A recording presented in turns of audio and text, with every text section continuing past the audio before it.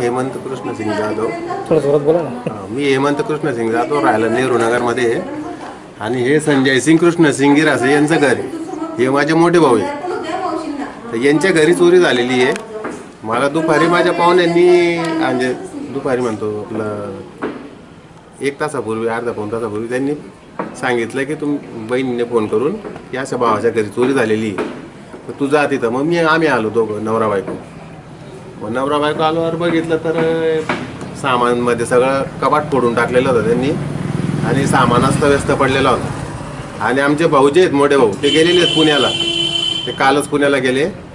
मग ते पुण्याला गेले असल्यामुळे आता नेमकं त्यांचे गेलेलं काय आहे घरातलं हे आम्ही आता सांगू शकत नाही। ओके, पोलिसांची कॉलनी ही कोणती कॉलनी?